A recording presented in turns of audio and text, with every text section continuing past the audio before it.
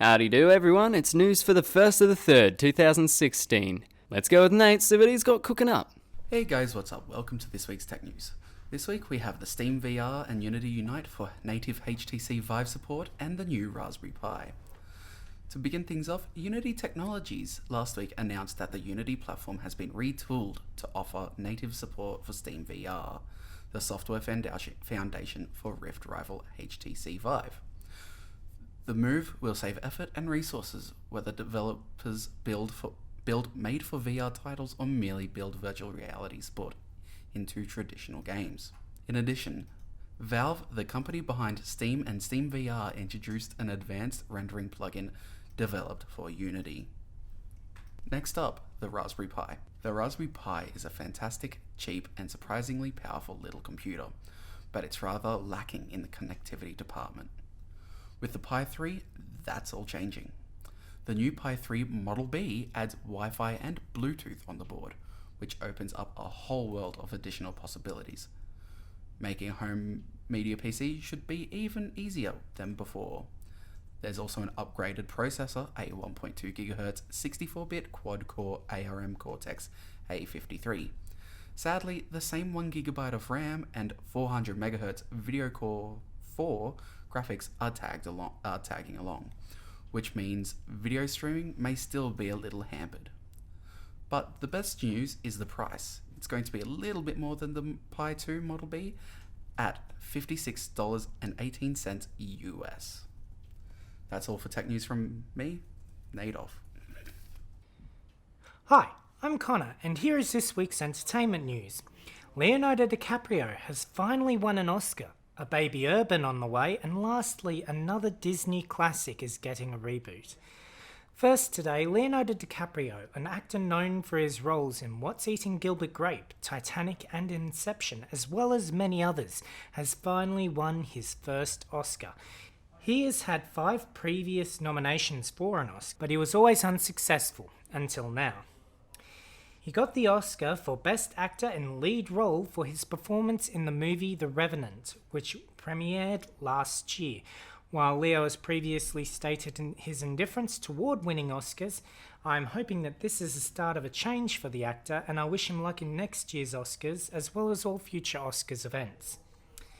Next today, country singer Keith Urban has begun to wonder if he, somehow, is pregnant. The reason for this line of thought is that he broke down in tears at Kelly Clarkson's comeback to American Idol. Kelly struggled to control her emotions during the performance, which also reduced Keith Urban to tears. Finally today, the Disney live-action/anime hybrid movie Pete's Dragon has gotten a reboot, with a new trailer to go along with it, and I gotta say, so far it looks awesome. In this iteration, Pete is still an orphan, but rather than growing up in a small town, he's grown up in the forest for 6 years with no human interaction. I can tell you, I loved the original, and this is going to movie I'll be dashing out to see in the cinema once it releases mid this year. And that's all from me in entertainment news this week. Thank you kindly. Quick look at the indie game of the week. Blitzbreaker is a simple, accessible Twitch platformer with one small change. Your character cannot run. Play as an adorable little robot named Blitz, where your goal is to escape the factory you were built in. The problem is that it seems everything is trying to break you. That is with the exception of Chip, a friendly little computer helper who is totally your friend. Satisfying reactionary gameplay, deadly and dangerous hazards, and a retro chiptune soundtrack. Blitz Blaster is a fun and addictive platformer for the inner Super Meat Boy in you.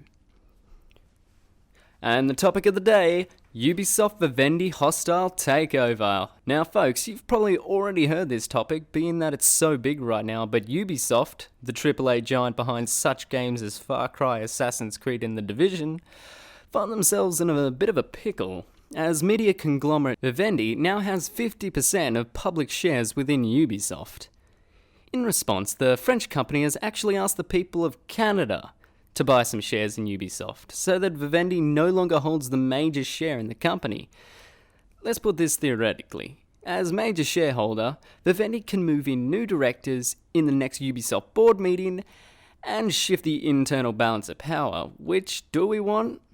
I'm not sure. Now, onto a bit of news you viewers could have some sway in. Sega, the Japanese publisher, released a survey this week turning to the internet on how best the company could progress. Asking questions like whether you love them, like them, or hate them, as well as are they still making innovative games. It seems the company has taken notice of the fact that they have nothing left but their name, and wants to know from the fans what they should do. Because honestly, it seems like they have no idea what they're doing, and they really want to get on good terms with the gaming audience. I'll put a link down below to the survey. Tell them what you think, and who knows, maybe they'll finally listen. But probably not. Now, last on the gaming news, for all you nerds of the 90s, you may recall a reoccurring duo of stoners called Jay and Silent Bob. Well, the two have reunited for a little hit at the crowdfunding pipe. Jay and Silent Bob Chronic Blunt Punch is set to be a 2D side-scrolling beat-em-up, using the same art style from the short-lived cartoon show of the same name. The team is asking for $400,000, and are planning to release it for iOS. Now, let's be real here. Do you think this is nothing more than a cash grab on the goodwill that they earned 20 years ago, or do you think this is something you'd actually like to play? Either way, tell us down below. Oh geez, look at the time. Well, that's all today for the news. If anything today has actually tickled your fancy, please tell us so we can tickle your fancy. But sexual innuendo aside, thanks for watching, and we'll see you guys and girls next time on the news. Just call me Angel.